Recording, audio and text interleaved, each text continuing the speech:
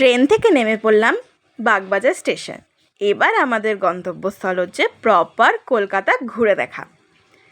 কলকাতার বাইরে প্রচুর ঘুরেছি জানো, কিন্তু কোনোদিনও কলকাতা ঘুরে দেখার সুযোগই হয়ে ওঠেনি। তাই তো আজকে সবাই মিলে বেরিয়ে পড়লাম কলকাতার অলিতে গলিতে যে স্মৃতিগুলো রয়েছে সেগুলোকে আমার স্মৃতিতে লিপিবদ্ধ করতে।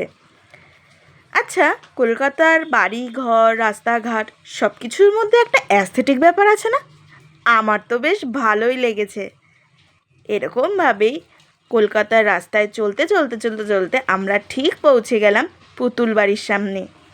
আমি তো প্রথমে ভীষণ ভয় পেয়েছিলাম, শুনেছি তো কতই না কাহিনী একে নিয়ে, কিন্তু সত্যি কথা বলতে কি জানো, এখন আর সেরকম ভয় লাগে না, কারণ প্রচুর লোকের সেখানে বসবাস।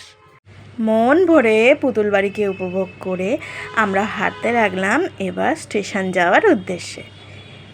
এই গলিগুলো কি সুন্দর তাই না?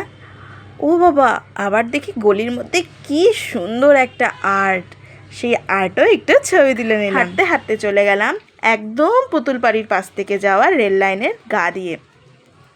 সব কিছুর মধ্যেই যেন একটা না অন্যরকম জিনিস কাজ করছে, অন্যরকম জিনিস কাজ করছে।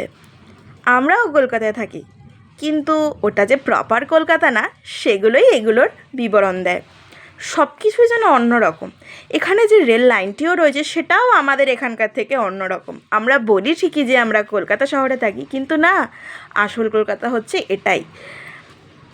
এখানকার রেল লাইনগুলোর মধ্যে একটাই লাইন, যেটা আমাদের ওখানে কিন্তু সচরাচর দেখা যায় না।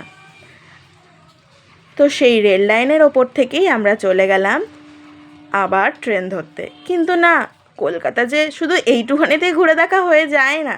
আমি জানি কলকাতা হয়তো আমি একদিনে বা 5 দিনেও শেষ করে দেখতে পারবো না, কিন্তু যতটুকু আজকে দেখেছি ততটুকুই আমার স্মৃতিতে সারা জীবন লিপিবদ্ধ থাকবে।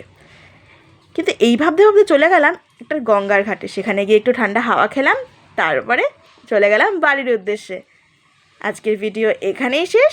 থ্যাংক ইউ ছোট্ট একটা ব্লগ নিয়ে। প্লিজ আবার দেখা হচ্ছে, প্লিজ সাবস্ক্রাইব করে দিও। টাটা, আজকের মতো বাই।